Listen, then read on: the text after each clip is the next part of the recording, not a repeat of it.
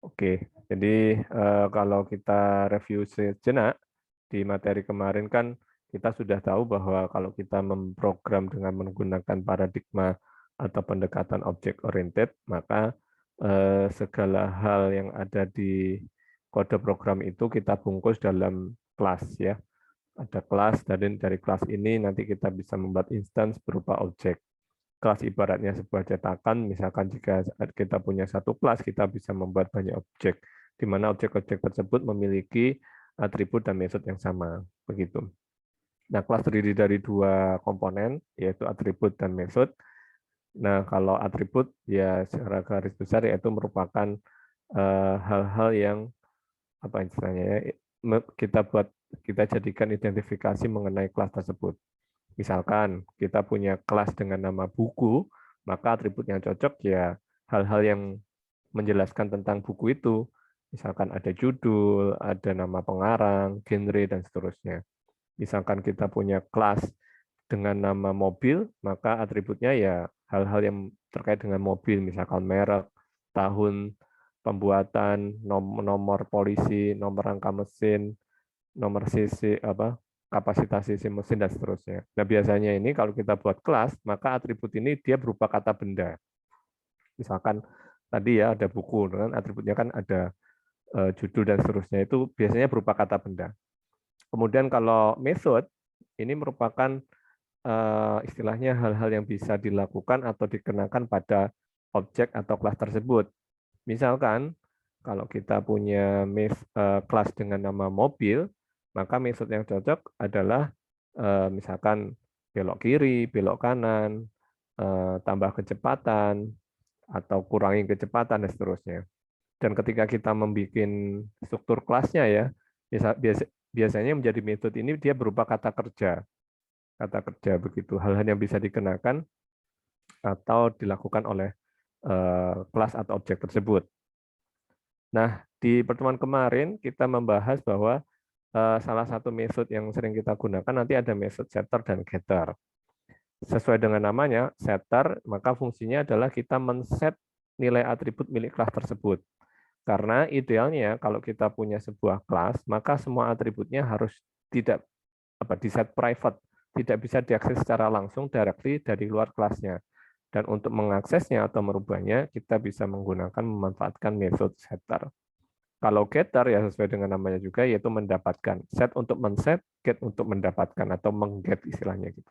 Fungsi metode getter adalah mendapatkan nilai atribut milik sebuah kelas. Karena sekali lagi biasanya kelas itu semua atributnya di set private sehingga tidak bisa diakses. Untuk mengaksesnya kita bisa memanfaatkan metode setter atau getter.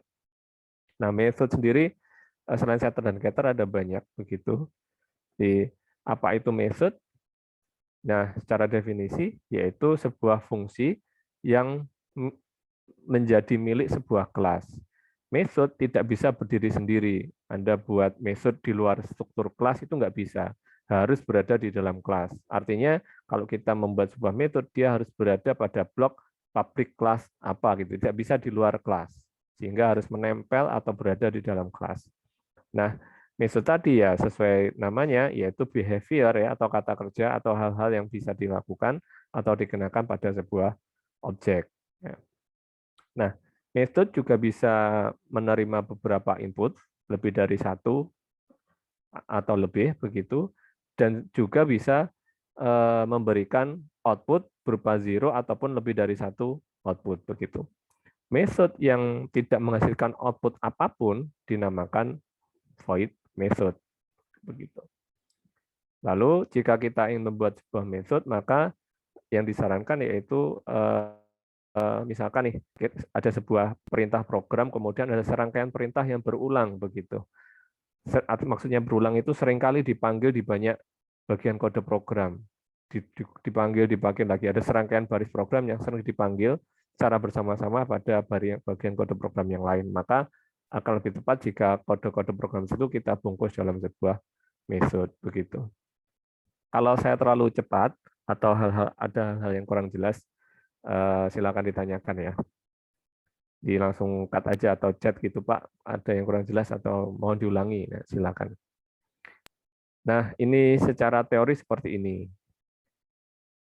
Kemudian di Java ada namanya predefined method, yaitu method-method yang sudah ada atau merupakan bawaan dari Java-nya sendiri, dari berbagai library yang ada di Java, begitu. Ada banyak ya, contoh yang sering kita pakai ya method main, yang sering kita pakai ini pasti kita gunakan public static void main, print ya, kemudian max, length, equals, compare to dan seterusnya. Ada banyak. Nah, predefined method ini artinya ya karena dia sudah merupakan bawaan dari Java, maka nantinya kalau kita ingin membuat method milik kita sendiri, maka tidak diperkenankan menggunakan nama-nama ini karena sudah istilahnya sudah di booking ya oleh Java-nya sehingga tidak bisa digunakan begitu. Nah, kemudian terkait method main ya di Java method main ini merupakan method yang pertama kali dieksekusi ketika kita menjalankan sebuah program. Karena bisa jadi di dalam kelas kita, di dalam struktur program kita, ada banyak sekali method. Nah, maka ketika program kita jalankan, kita tekan tombol execute atau kita tekan tombol run, maka method baris perintah yang berada pada method main inilah yang akan dieksekusi, sehingga dinamakan drivernya lah gitu ya. Nah, method main ini juga bisa mengakses atribut atau method milik kelas lainnya, begitu. Nah, sebagai kaidah salah satu kaidah dalam bahasa pemrograman, maka method main ini idealnya tidak berada pada kelas sebuah kelas yang istilahnya bertindak sebagai model datanya. Misalkan ya, Anda buat program sistem informasi perpustakaan. Kemudian di dalamnya ada kelas dengan nama buku begitu, kelas buku. Nah, kemudian ada kelas rak buku misalkan begitu. Maka method main-nya jangan berada di kelas tersebut. Usahakan terpisah begitu.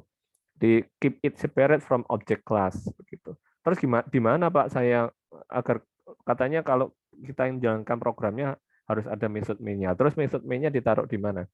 Taruh di kelas lain biasanya sih oleh para programmer Java itu di depan apa namanya? Di depan objeknya itu misalkan kita bikin kelas buku ya. Maka fungsi main-nya itu dibuat di kelas tes buku begitu. Ada kata-kata tes kemudian diikuti dengan nama kelasnya seperti itu. Nanti akan ada contohnya insya Allah. Sebelum ini ada kuliah lagi tadi enggak? Ini kuliah yang berapa malam ini? Kalau boleh tahu mungkin. Udah yang terakhir Pak kalau saya. Sebelum ini ada berapa kuliah? Tadi pagi, siang, sore? Kalau hari ini Satu, saya ada Pak. 2 Pak. Oh, ada 2 ya. Ada yang lebih Ada dari 2? 2, Pak. Ada yang lebih dari 2? 2 ya. 2 itu apa? Apa dan apa? Tadi pagi itu APS Pak. Ada kelas APS, Pak. Sama? APS. Sama apa lagi? Katanya APS 2. sama PBO ini Pak. Yang keduanya PBO. Oh, ya 2 ya. Sorry. Oh, jadi yang keduanya lebih. APS Analisa Rancangan sistem. Oh, ya mirip-mirip. Apa yang dipelajari kalau boleh tahu di APS? Untuk materi yang tadi pagi itu tentang data flow diagram level 1. Oh, DFD ya? Iya, Pak. Data flow diagram. Yang bulat-bulat itu ya. Oke, nah kalau di DFD itu kan kalau bulatnya itu kan proses ya. Kalau di DFD itu kan yang disimbolkan bulat itu kan proses. Nah, biasanya nanti kalau dibuat sistemnya, proses itu akan menjadi method. Akan menjadi sebuah method dalam kode program kita. Misalkan ada proses input data, misalkan begitu, digambarkan dalam bulat gitu ya. Nah, itu nanti jadi method itu kalau dibuat kode programnya. Biasanya seperti itu. Oke, lanjut ya. Nah, seperti disebutkan tadi bahwa kalau kita ingin membuat program Java, maka yang disarankan adalah method main-nya sekali lagi diletakkan di kelas yang terpisah. Jangan jadi satu dengan kelas objeknya. Apakah tidak boleh, apakah tidak bisa? Bisa, namun tidak disarankan, walaupun bisa gitu loh. Jadi ditaruh di kelas yang lain begitu. biasanya juga ini semacam konvensi ya, semacam apa namanya ya, kesepakatan bersama lah di antara programmer-programmer Java itu kalau membuat program Java itu biasanya fungsi main-nya diletakkan di kelas terpisah. Nah, biasanya juga nama kelas nama kelas di mana dia meletakkan method main-nya itu ada kata-kata tesnya gitu. Tesnya bisa di depan, bisa di belakang begitu. Misalkan ya, kita punya kelas dengan nama kalkulator. Ibaratnya objek kalkulator gitu ya, menghitung. Ada sekian atribut, ada 3 atribut kalau dicontoh di sini. Kemudian ada sebuah method namanya find total gitu. Nah, di sini tidak ada method main. Tadi kan, terus kalau nggak ada method main-nya, gimana cara mengeksekusinya? Ya buat kelas lagi. Buat kelas lagi, yang ada kaitannya dengan kelas kalkulator, ya biasanya sih ada kata-kata tesnya ya. Tes kalkulator atau kalkulator tes, begitu. Nah, baru method main-nya diletakkan di sini. Begitu. Nah, terus baru kita menggunakan objek yang dibuat dari kelas kalkulator ini begitu. Jadi di sini kita buat objek baru dengan nama CALC, child, dibuat dari kelas kalkulator begitu.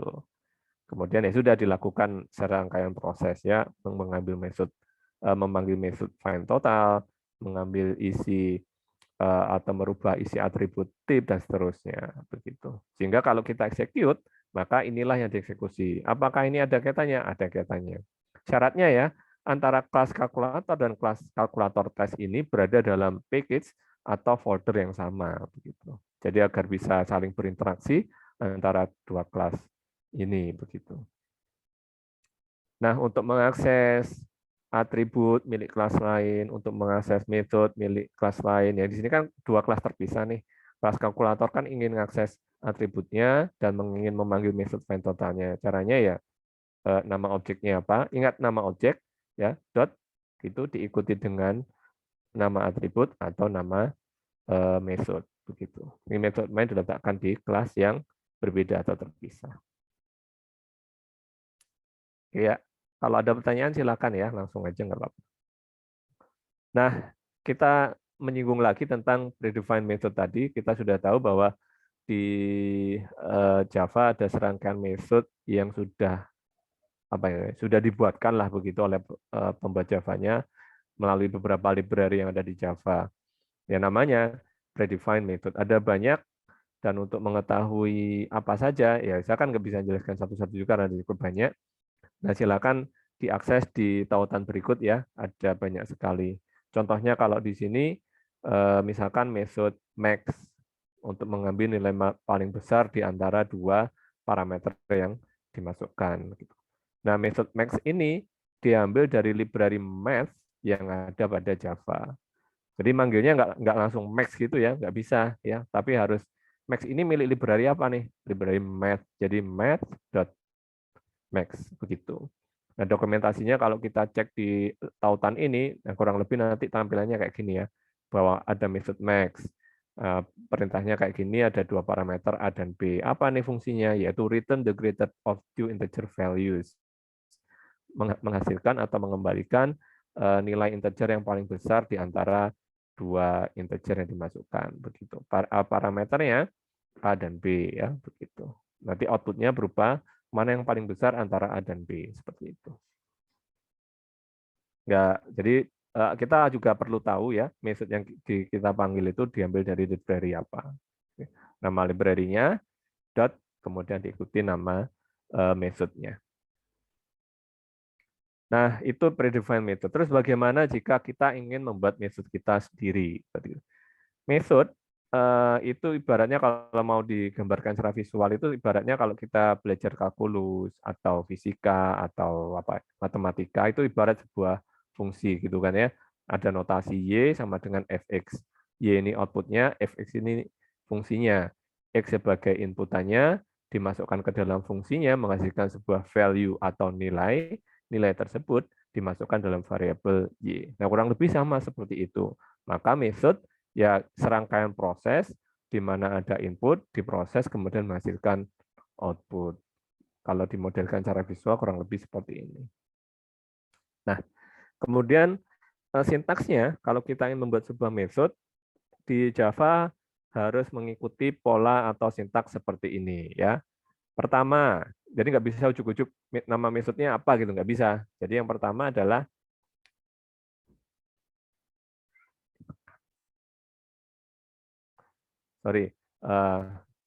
jadi sintaksnya yaitu kalau kita ingin mendeklarasikan sebuah metode kira-kira seperti ini. Pertama, diawali dengan modifier dulu. Modifier ini macam-macam, ada public, ada public ya, ada protected. Nah, sorry. Ada private, ada default. Default ini kalau misalkan nama metodenya nggak ada kata modifiernya, jadi misalkan langsung di sini integer max gitu, tidak ada kata-kata public, protected atau private, maka dia jatuhnya termasuk yang default. Apa perbedaannya? Insya Allah ini akan dibahas pada pertemuan-pertemuan berikutnya. Jadi fungsi masing-masing dari atau kegunaan masing-masing dari modifier ini.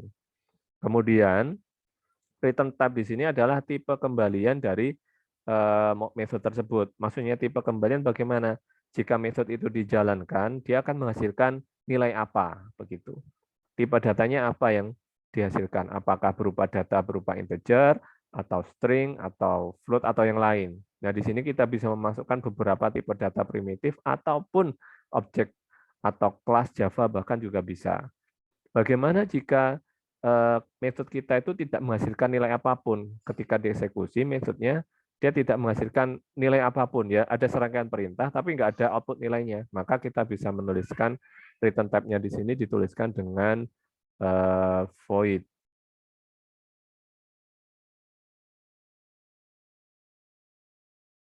Sebentar ya. Nah, void. Sebentar ya.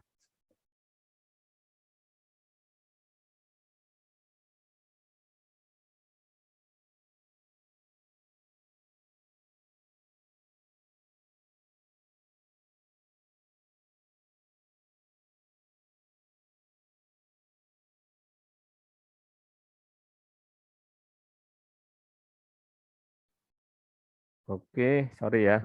Tadi sampai mana? Oke, tipe kembalian. Di tipe kembalian di sini adalah merupakan tipe data output yang dihasilkan. Jika misalkan tipe datanya tidak menghasilkan data apapun, maka kita menuliskan dengan void. Kemudian diikuti dengan nama metodenya. Ini bebas, ya bebas. Cuman usahakan tidak menggunakan nama metode yang sudah di predefine tadi. Kemudian diikuti buka kurung tutup kurung. Di sini kita bisa memasukkan parameter dari metode yang kita gunakan. Parameter yang digunakan dalam metode kita, sorry ya. Parameternya misalkan ada 2 ya cukup dengan pemisah koma begitu. Nah, untuk parameternya sendiri juga harus diikuti dengan nama parameter dan tipe data parameternya. Nah, di sini dia ada 2 parameter. Contoh kode program yang ada di layar itu, dia ada 2 parameter, yaitu X dan Y. Masing-masing tipe data parameternya adalah integer. Begitu. Nah, ini deklarasinya, kemudian ya diawali dengan buka kurung dan tutup kurung, kurung kurawal, maka baris program yang, sebentar.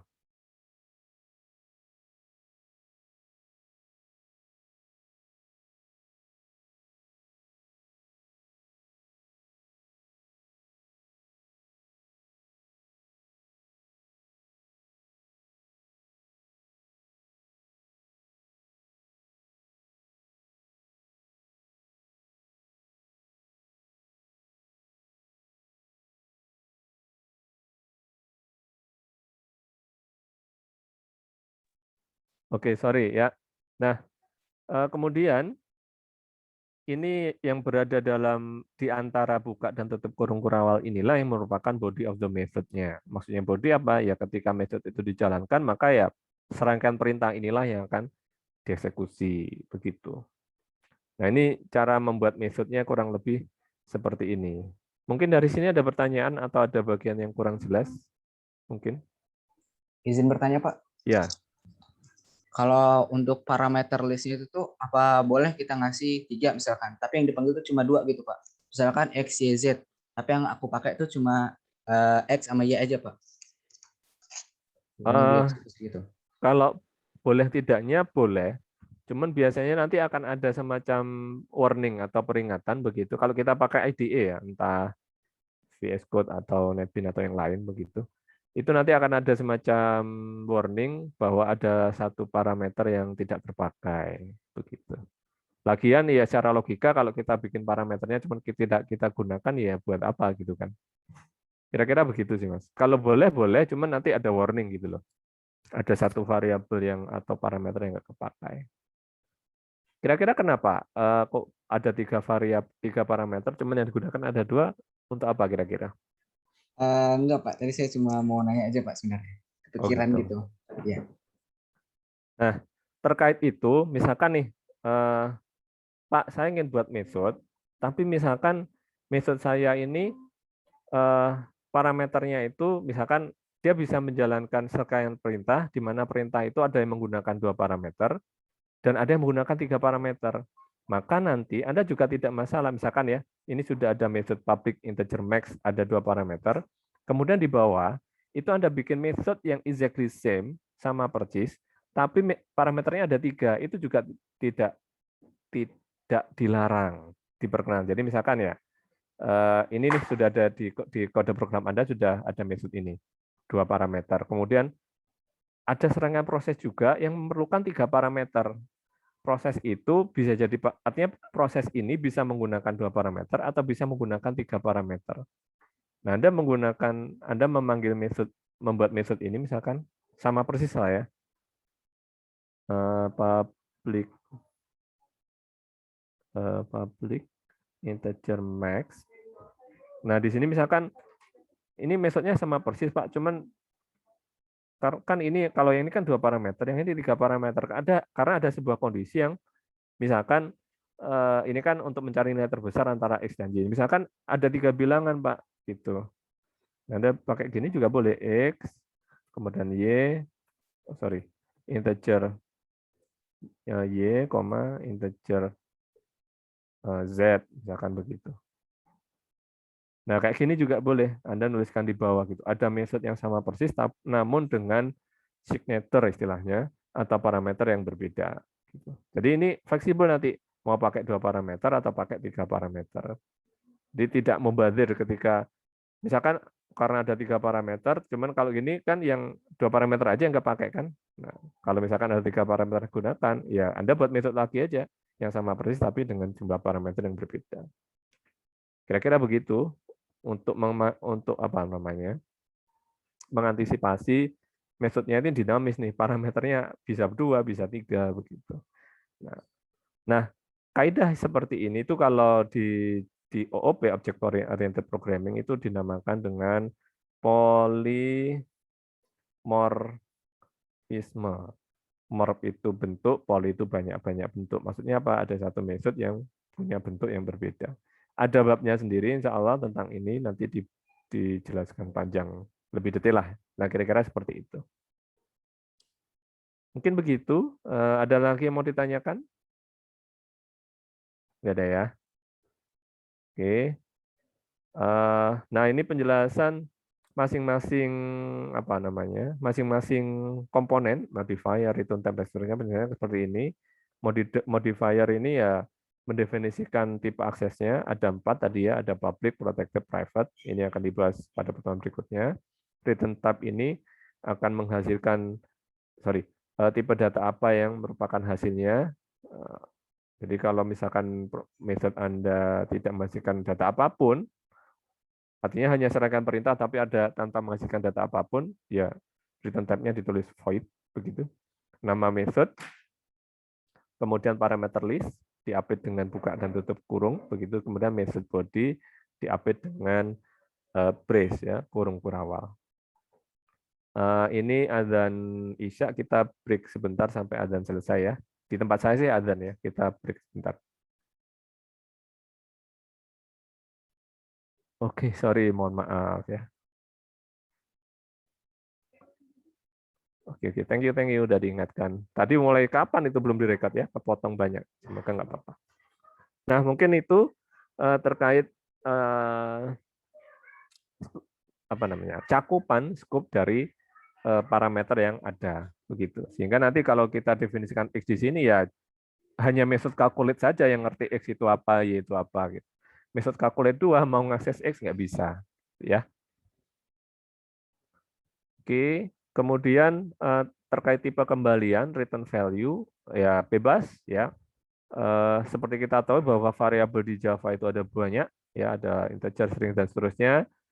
Bahkan juga kelas-kelas atau objek-objek tertentu, maka tipe kembalian atau return type dari sebuah method itu juga bebas ya. Bisa kalau tanpa data hasil data ya void, tapi kalau misalkan dia mengembalikan data tertentu ya ditulis tipe datanya apa gitu. Oke, nah ketika kita membuat method dan ada return value-nya, maka return type-nya juga dituliskan pada bagian deklarasi metodenya. Contohnya, balik lagi ya, contohnya ini return type-nya begitu. Kalau dia tanpa data kembalian ya integer-nya diganti dengan void. Kemudian pada bagian return-nya ya, pada bagian keyword-nya return. Nah, return ini letaknya pada akhir metode-nya. Kita sudah tuliskan serangkaian perintahnya, kemudian jika metodenya itu mengembalikan data tertentu, menghasilkan nilai data tertentu, maka di akhir sebelum tutup kurung kurawalnya harus ada keyword return diikuti dengan value atau data yang dihasilkan. Begitu. Contohnya kembali lagi ke metode ini. Nah, di sini. Nah, maka di akhir sebelum ditutup kurung kurawal ya, nah, ini harus ada kata-kata return diikuti dengan value yang dihasilkan atau value yang di return. Dan value yang di return di sini itu tipenya juga harus integer begitu. Ini kalau kondisi ini terpenuhi dia akan menghasilkan nilai X, di mana X ini tipe datanya integer, dan kalau bukan nilai ini tidak terpenuhi dia akan mengembalikan nilai Y. Nilai Y tipe datanya juga integer. Jadi harus sama tipe data yang dikembalikan dengan saat kita mendeklarasikannya. Tidak boleh berbeda seperti itu. Oke ya, ini contohnya penggunaan beberapa jenis return type yang bisa kita gunakan begitu. Nah, kalau void ya sudah dia hanya menjalankan serangkaian perintah begitu tanpa menghasilkan data apapun. Contohnya di sini public void print string ya sudah dia cuman ya sudah print di layar gitu kan tulisan apapun gitu. Apakah harus satu baris? Tidak, ya barisnya ada beda, ada banyak gitu, asalkan tidak menghasilkan nilai tertentu. Ada serangkaian perintah, iya, tapi dia tidak menghasilkan data apapun. Nah, kalau di sini public string return string, maka metode ini ketika dijalankan, dia akan mengambilkan data dengan tipe string. Apa datanya? Tulisan hello, begitu. Nah, karena dia mengembalikan data tertentu, maka nanti ketika metode ini dipanggil, dia harus ditampung pada variabel dengan tipe data string juga. Contohnya, misalkan kalau kita ingin memanfaatkan metode return string ini, maka nanti karena dia menghasilkan data dengan tipe string, maka harus ada wadah tanda petik ya, atau variabel yang menampung hasil dari metode ini ketika dijalankan. Jadi nanti implementasinya kira-kira seperti ini. Kita buat variabel dengan tipe string X begitu, sama dengan, nah baru metode return string-nya dijalankan. Return string. Gini, harus ditampung gitu. Tidak boleh return string langsung gitu. Karena return string ini dia akan menghasilkan tipe data dengan tipe string, maka harus ditampung dalam variabel dengan tipe data string juga, yaitu variabel X. Berbeda dengan yang void. Kalau void itu ya langsung aja dipanggil metodenya print string begitu. Tanpa di depannya ini tanpa ada variabel apapun bisa. Sama juga untuk yang sum ini, maka ya berarti kita harus buat ada sebuah variabel dengan tipe data integer begitu, integer A misalkan. Entah nilainya apa atau cukup begini, baru di bawah baris kode programnya misalkan di bawah gitu ya. Lalu diisi dengan A sama dengan sum 5,3 misalkan begitu. Metode ini menghasilkan integer ditampung dalam variabel A yang tipe datanya juga integer. Kalau ini bagaimana Pak kalau boolean? Ya berarti harus ada data dalam bentuk boolean. Misalkan boolean X sama dengan gitu ya, lalu is creator misalkan karena integer ya, misalkan 5,6 begitu. Nah, boolean juga menarik ya, karena ini metode ini tipe data kembalinya yaitu boolean, maka dia juga bisa dimasukkan dalam bagian kode program Java yang memanfaatkan nilai boolean. Contohnya apa? Contohnya pada percabangan. Misalkan nih ya, if, nah kalau kita belajar bahasa programan Java ya di awal-awal kan setelah perintah if itu kan diikuti dengan nilai boolean ya.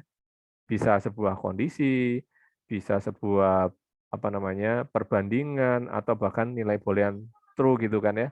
Nah, maka metode isCreator ini karena dia tipe data kembalinya boolean bisa dimasukkan di sini. Begitu. Seperti apa ya? Is creator misalkan 5,6 begitu. Nah, boleh juga seperti ini. Metodenya dipanggil pada block if. Seperti itu. Karena dia boolean, tipe data kembalinya boolean dan bisa dimanfaatkan untuk percabangan begitu. Karena kalau kita baca atau apa namanya perintah if di Java itu kan if formatnya kan diikuti dengan nilai boolean gitu. Apapun itu, entah true entah false ya, baru seperti apa programnya seperti itu.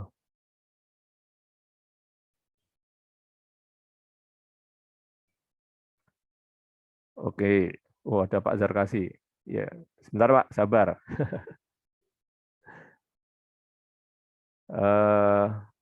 Tadi sampai mana ya? Oke, mungkin sampai sini ada pertanyaan terlebih dahulu. Gampang lah ya. Saya pikir bukan hal yang susah. Berikutnya, kemudian ya ini contoh apa ya penerapannya untuk method dalam sebuah program ya. Kalau tadi kan kita programnya sepotong-sepotong tuh, sepotong-sepotong ya. Nah ini kalau dalam program utuh begitu, loh ini katanya nggak boleh Pak fungsi main ya. Ini bukan yang ideal ya. Nah ini misalkan contoh program utuhnya kayak gini, ada kelas dengan nama addition begitu. Nah di sini ada method add ya. Di sini method add ada dua parameter N1 dan N2. Karena tipe dia return type-nya integer, maka dia harus mengembalikan nilai data integer ya. Ada method add, ada dua parameter. Isi metodenya itu cukup sederhana, yaitu menjumlahkan antara parameter 1 dan 2, disimpan dalam variabel S, kemudian variabel S ini yang dijadikan return value atau output-nya. Seperti itu. Dipanggilnya pada fungsi main-nya, ada A dan B. A, B ini berfungsi sebagai argumen untuk method add. Nah, kalau kita lihat di sini ketika metode ini dijalankan, karena dia menghasilkan nilai data integer, ya ditampung juga dalam variabel dengan tipe data integer. Seperti itu. Sampai sini mungkin ada pertanyaan.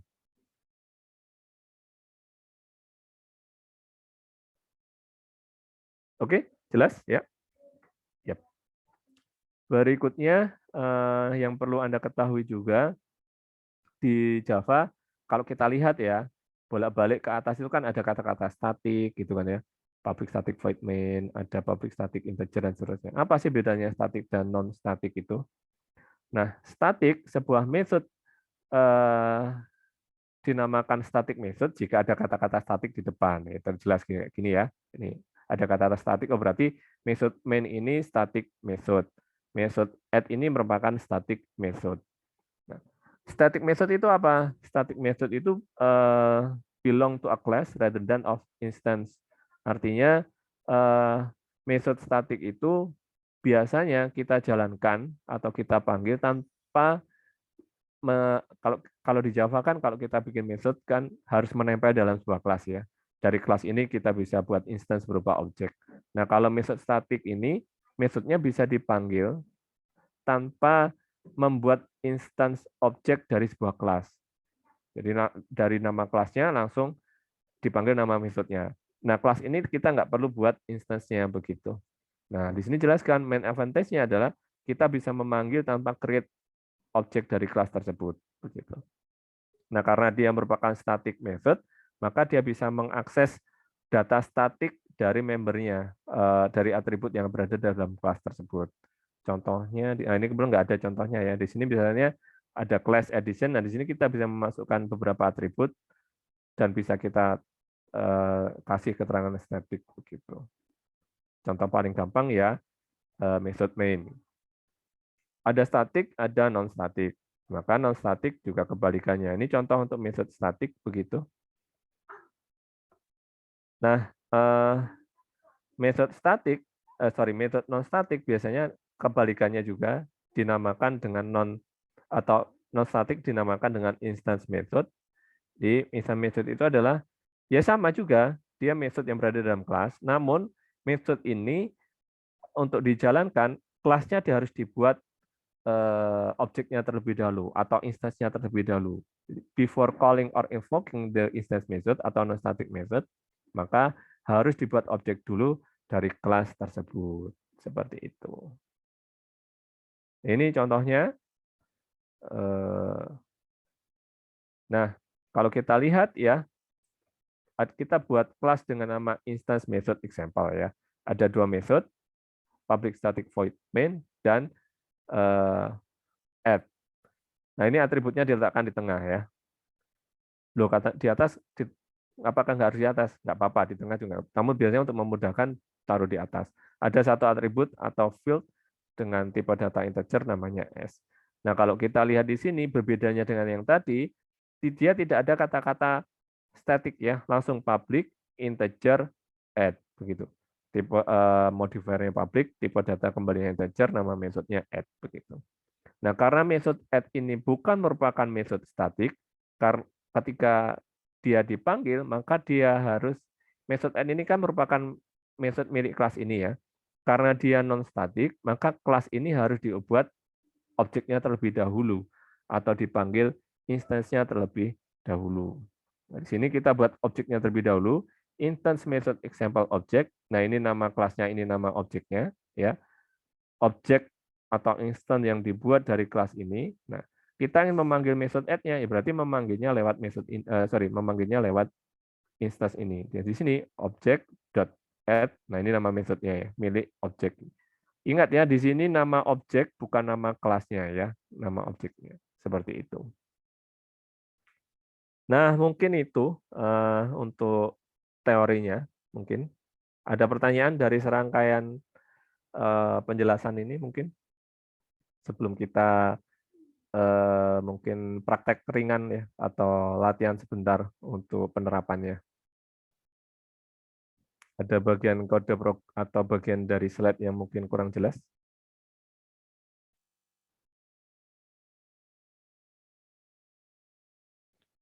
Tidak ada? Baik, kalau tidak ada mungkin kita coba mempraktekkan secara singkat penerapan dari teori yang sudah kita pelajari tadi. Bentar.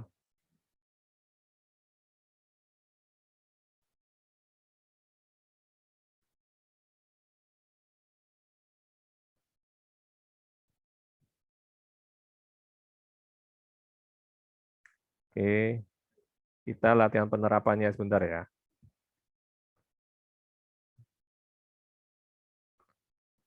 Oke, saya share editor saya, Visual Studio Code. Kelihatan? Kelihatan, Pak. Terlihat, Pak. Oke, sip. Nah, studi kasus untuk latihan kita sekarang yaitu kelas pecahan ya. Anda tahu ya bilangan pecahan ya. Kalau pernah belajar bilangan pecahan kan ya. Pecahan itu kan formatnya kan A per B ya. Saya nulis pernya susah jadi slash B gitu kan. Kalau kita bicara bilangan pecahan, itu kan ada dua komponen. Yaitu apa? A ini sebagai apa? A sebagai pembilang. Ini kita mencoba memodelkan bilangan pecahan dalam bentuk kelas ya. B sebagai penyebut kan ya. Penyebut. Gitu kan. Kalau kita lihat bilangan pecahan itu ya, itu kan komponennya yang utama atau atributnya itu kan ada dua, pembilang dan penyebut. Ya. Kemudian bilangan pecahan itu kalau Anda ingin membuat sebuah kelas dengan nama pecahan, ya atributnya ada 2, pembilang dan penyebut. Metodenya apa kira-kira? Metode itu kan merupakan hal-hal yang bisa dilakukan atau dikenakan pada objek tersebut. Oh, bilangan pecahan itu bisa dikalikan, bisa dibagi, bisa dijumlahkan, dan bisa dikurangi ya. Nah, begitu. Oke.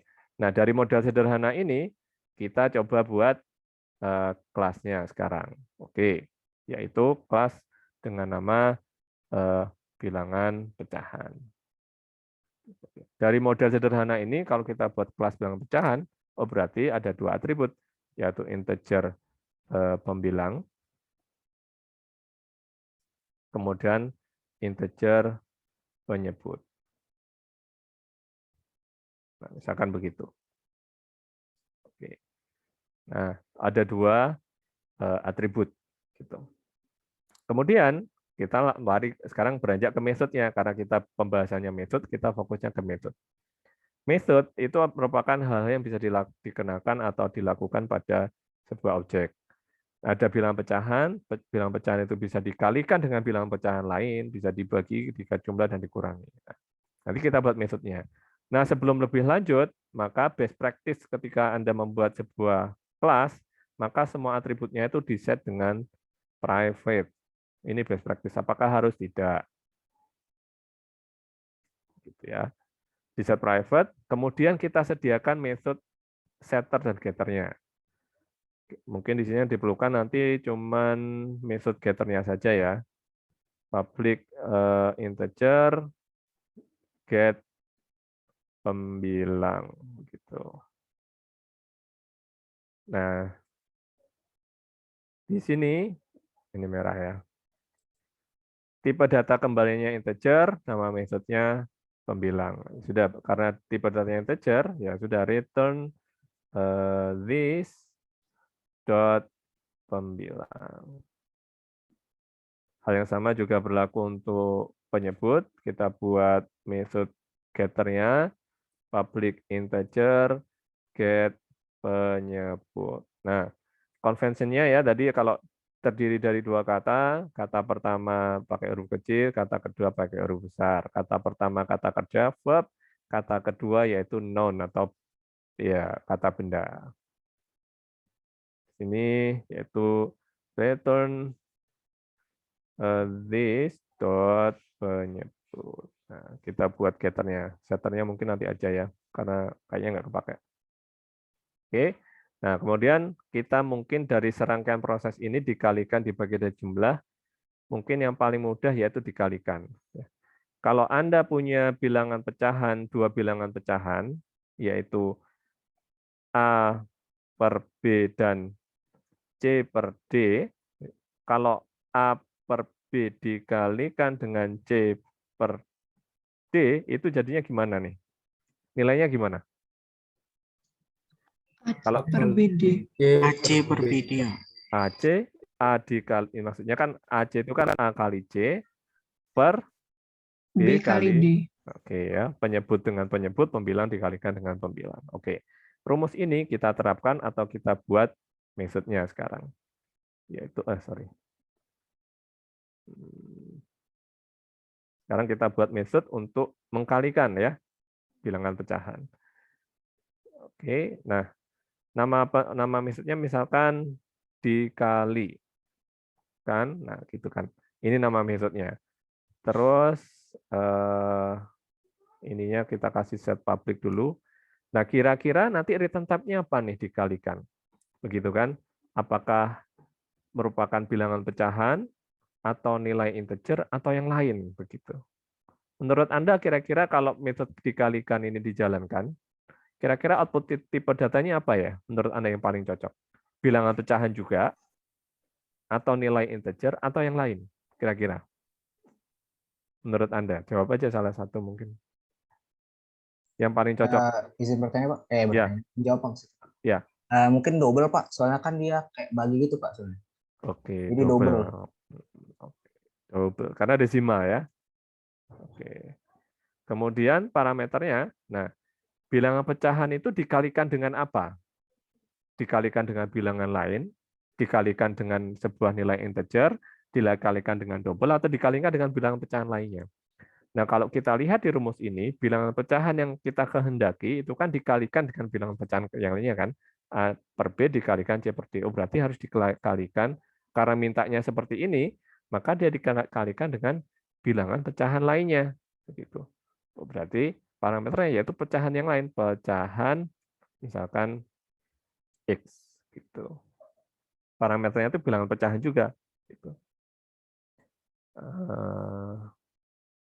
Oke. Belum ada kata-kata returnnya. Nah, kemudian ya sudah, karena dia dikalikan pecahan lain, dia punya pembilang, punya penyebut, dikalikan dengan bilangan pecahan lainnya, di mana bilangan pecahan lainnya itu yang kita parameternya yang dikasih dengan nilai X. X ini pasti juga punya pecahan, dia juga punya pembilang dan penyebut juga kan. Maka kita buat hasil, gitu. Double hasil, gitu kan, sama dengan, tadi rumusnya gimana? A kali B, A per B dikali C per D. Misalkan berarti buka kurung tutup kurung, A ini kan miliknya dia sendiri, this dot pembilang dikalikan dengan pembilang bilangan pecahan yang kedua, yaitu X dot pembilang dibagi dengan this dot penyebut dikalikan dengan bilangan pecahan kedua, yaitu X dot penyebut. Begitu. Baru di return hasil. Anda langsung return gini pun juga boleh ya. Aduh, sorry.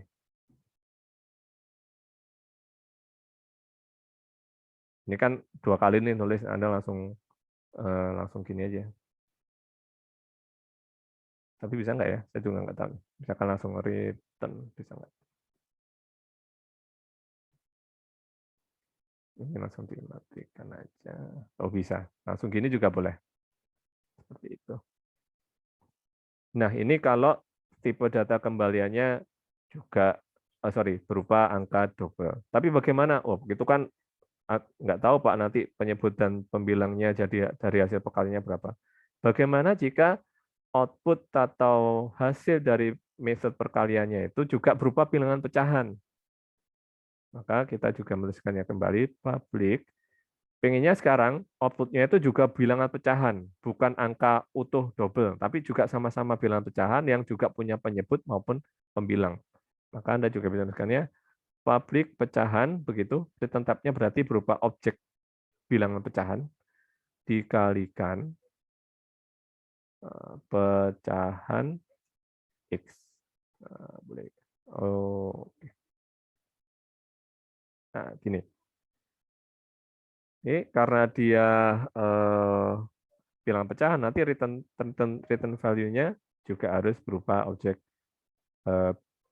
pecahan begitu. Nah, di sini kira-kira nuliskannya gimana nih agar rumus ini bisa digunakan? Return.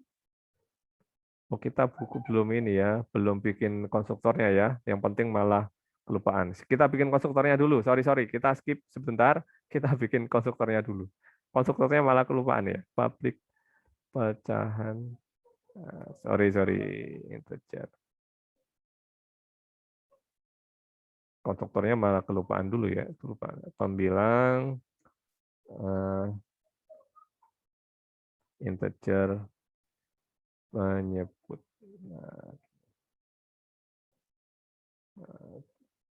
This dot pembilang sama dengan pembilang.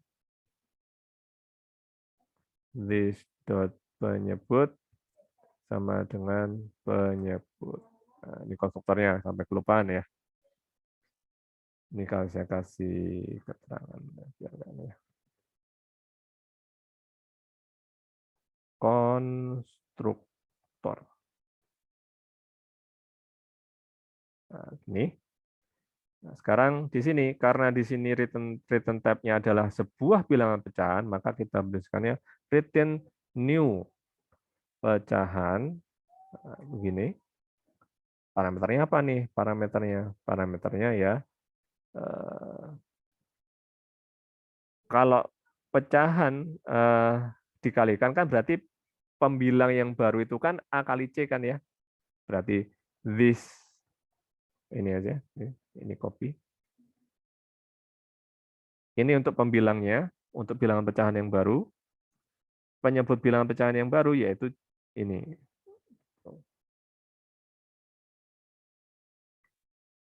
Nah, seperti itu. Ini kalau return value-nya berupa angka double, hasil ya angka desimalnya. Kalau ini juga merupakan bilangan pecahan. Ini kenapa?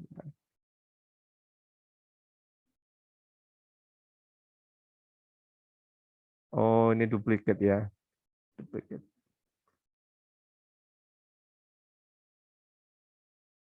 Ada dua method yang sama persis. Mungkin dikalikan satu aja gitu.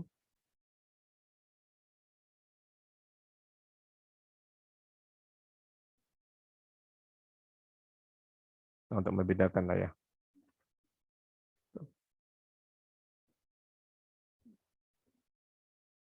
Oke, ini kita udah buat, karena sama persis ya, sama persis, tipe gambarnya beda. Mungkin jadi untuk membedakan aja.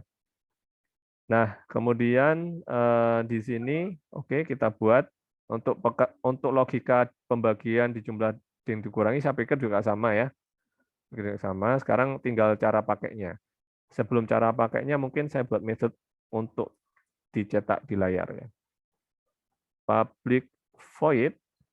Nah, biasanya kalau kita bikin objek itu ada method namanya toString-nya. Gitu. ToString ini maksudnya ketika di print itu dia menghasilkan nilai tertentu gitu. Return enggak pakai return, sorry. Sistem, jangan toString ini, print aja, print. Cetak di layar.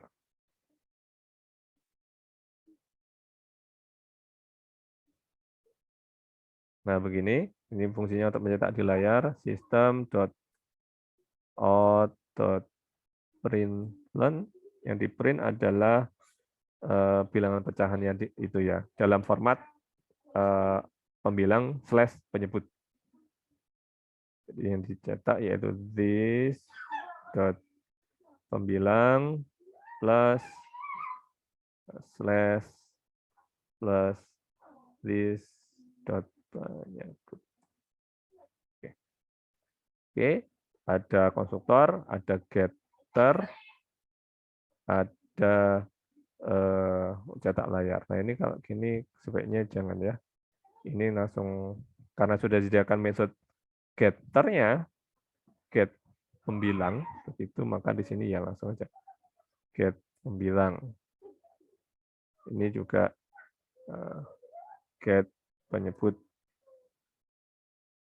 yang X juga get pembilang. Ini juga sekarang sudah disediakan metodenya get penyebut. Oke, kita save. Nah, seperti yang dijelaskan di slide tadi, untuk menggunakan ini maka idealnya diletakkan di kelas yang terpisah, ya, asal dalam satu folder. Nah, biasanya di depannya itu ada kata-kata tes ya, entah di depan entah di belakang. Kita buat file baru, misalkan tes pecahan.java. Oke, nah di sini baru kita letakkan fungsi main-nya. Main. Tuh. Sekarang kita coba menggunakan kelas pecahan ini. Ada dua bilangan pecahan, misalkan pecahan 1, begitu, maksudnya pecahan yang A aja. A sama dengan new pecahan, misalkan berapa ya? Setengah ya, 1,2, 1/2 maksudnya. Kemudian pecahan B, pecahan B, ini bilangan pecahan kedua dengan nama B dari kelas pecahan, new pecahan, misalkan berapa nih? 2/3. Yang A ini 1/2, B-nya 2/3. Nah, lalu kita coba A dot cetak layar, kemudian B dot cetak layar. Ditampilkan. Kemudian kita coba metode yang dikalikan yang pertama ini. Dikalikan dengan bilangan pecahan 2, tapi hasilnya berupa angka double. Karena dia merupakan angka double, berarti kita buat variabel penampungnya double X. Double X sama dengan A dikalikan dengan yang ini ya. Yang tipe data kembalinya double. Kalikan dengan B. Seperti itu. Lalu kita cetak di layar sistem .out .println X. Lalu kita coba metode yang kedua, yaitu dikalikan 2, di mana hasilnya berupa bilangan pecahan. Karena hasilnya merupakan bilangan pecahan, maka kita buat objeknya dulu, pecahan C sama dengan A dikalikan dengan pecahan B, begitu. Itu kemudian C dot cetak layar. Oke. Nah, kira-kira cara makainya begini. Kita coba jalankan ya. Semoga tidak ada error begitu.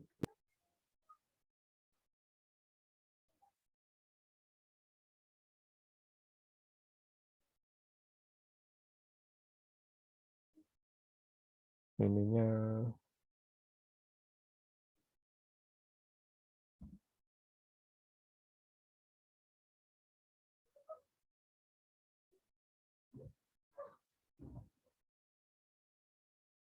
oh ini sorry. Dia manggilnya malah yang ini ya.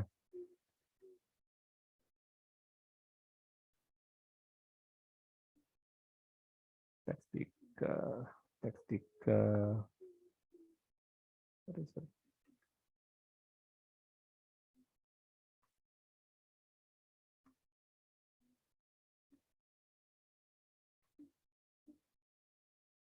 Oke. Ini tikus.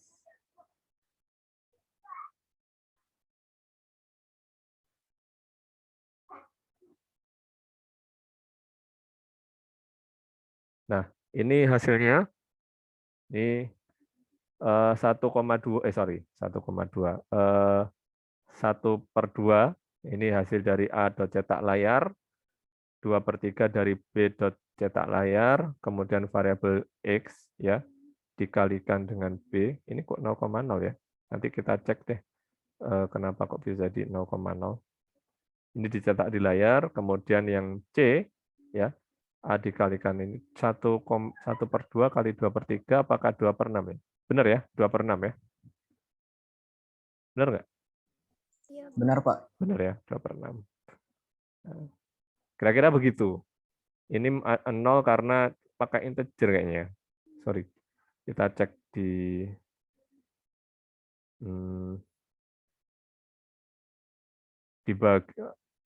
karena dia integer ya, seharusnya double ya.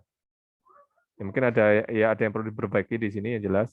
Karena kan kalau di double kan 0,0 berapa? 2/6 itu kan 1/3 ya.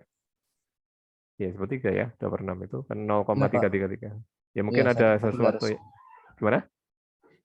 Oh, enggak, Pak, enggak. Jadi ya mungkin karena ada kesalahan mungkin tipe data atau yang lain. Nah, ini nanti kita mungkin coba perbaiki. Seharusnya kan 0,33 ikut. Coba itu Pak, di casting Pak. Oh iya, yang mana Pak Jar? Ya mungkin satu variabel yang pembilang itu Pak. Pembilang itu, pembilang itu yang di casting. Satu aja cukup kayaknya. Iya ini dah. Di depan situ di casting. Tahu di casting ya, tahu di casting itu dirubah tipe datanya. Coba lagi ya. Oke, kita tes lagi.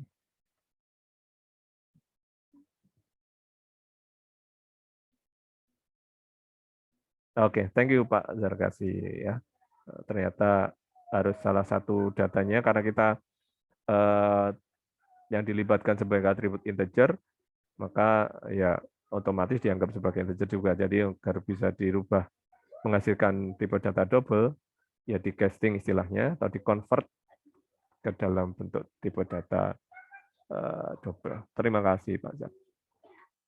Nah, kira-kira seperti itu mungkin dari penjelasan ya sederhana aja ya terkait penggunaan metode, tipe kembalian, bagaimana sebuah metode berinteraksi dengan sebuah kelas berinteraksi dengan kelas lain dengan menggunakan metode dan yang lain. Gitu.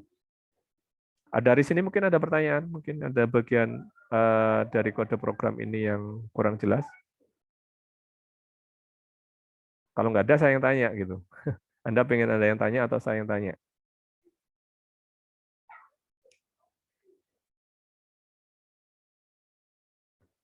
Untuk ini kan sudah perkalian ya. Jadi untuk pembagian saya pikir ya logikanya juga sama. Jadi mungkin yang hanya rumus ini yang berbeda ya. Kalau pembagian itu kan misalkan kalau kita punya A per B dengan dibagi dengan C per D, maka nanti rumusnya jadi gimana nih? A, kalau dibagi disilang ya.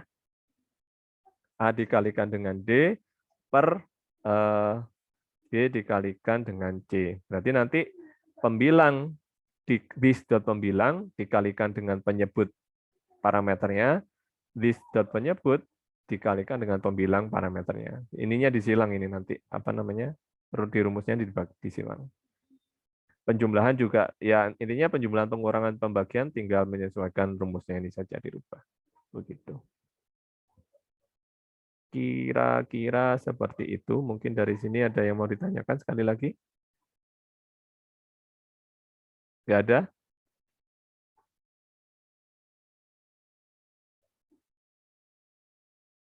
Untuk penggunaan double. Ini ada tanya ya via chat. Untuk penggunaan double itu saya digunakan untuk integer. Apakah bisa digunakan untuk tipe data yang lain? Bisa. Asal sama maksudnya apa nih? Ini ya, yang casting tadi ya. Asal sama-sama ini ya, maksudnya tipe data primitif ya. Nah di sini dikonvert ke dalam pecahan gitu nggak bisa. Ini kan aslinya integer nih, integer dikonvert ke double gitu. Jadi bisa jawabannya, dirubah bisa. Mungkin itu jawaban dari saya. Yang lain mungkin? Ada yang tanya via chat. Ini chat directly sih ya. Jadi langsung ke saya, mungkin teman-teman yang lain nggak tahu. Jadi pertanyaannya, untuk penggunaan double itu saya digunakan untuk integer, apakah bisa digunakan untuk tipe data yang lain? Ya, jawabannya bisa. Nanti silakan eksperimen sendiri dengan tipe data ya. Jadi ya sekali lagi untuk hal-hal yang sifatnya teknis seperti ini, usahakan Anda mencoba ya setelah ini. Mencoba. Mungkin itu. Ada yang lain mungkin dari teman-teman? Atau Pak Zarkasi mau menambahkan?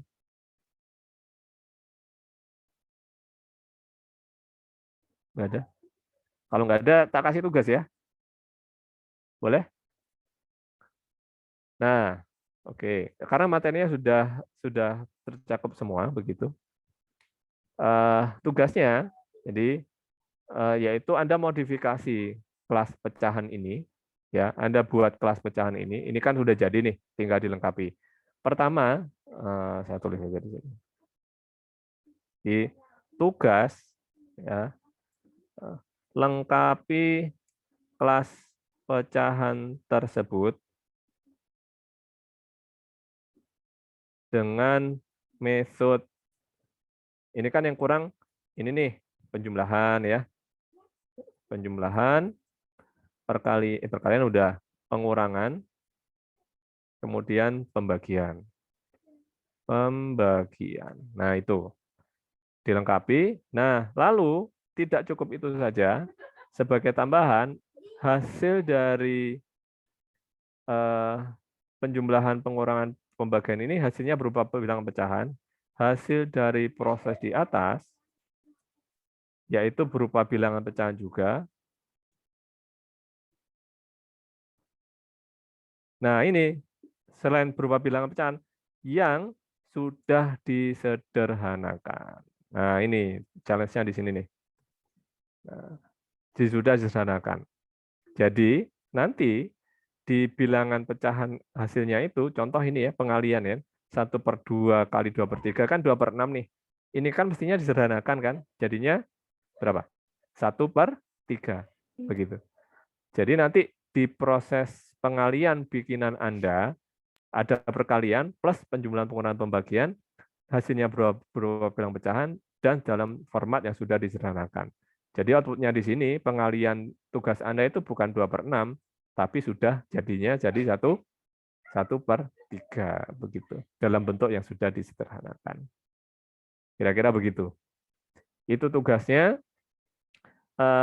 dikumpulkan via Dropbox. Nanti insya Allah setelah ini saya bikinkan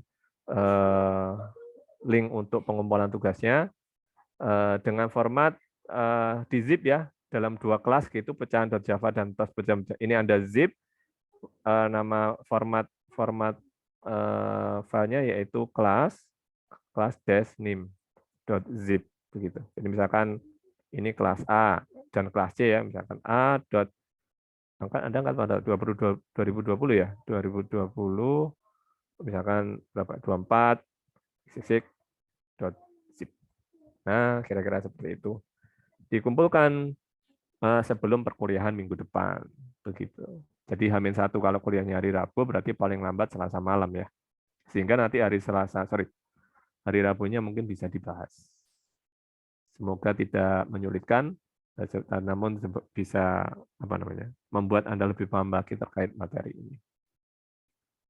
Kira-kira itu dari saya. Sebelum diakhiri mungkin sekali lagi, jika ada bagian yang kurang jelas atau mungkin perlu diulang, monggo silakan terkait ini, atau ada bagian yang mungkin Anda tadi miss atau apa.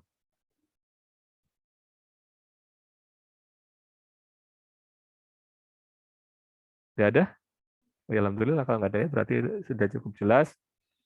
Jika demikian, kuliah kita bisa kita akhiri ya lebih cepat ya. Saya pikir tadi ada banyak pertanyaan sehingga kita bisa diskusi, ternyata enggak. Ya, alhamdulillah kalau begitu cukup jelas. Semoga bermanfaat. Silahkan dikerjakan tugasnya. Jika ada yang mau didiskusikan silakan monggo ke tim dosennya. Ada saya, ada Pak Zarkasi, ada Pak Is. Kalau sungkan ke dosen juga bisa ke asisten. Kita jumpa lagi di lain kesempatan. Sekali lagi terima kasih. Mohon maaf atas kesalahan. Assalamualaikum warahmatullahi wabarakatuh. Waalaikumsalam. Waalaikumsalam. Terima kasih, Pak. Terima kasih banyak, Pak. Terima kasih, Pak.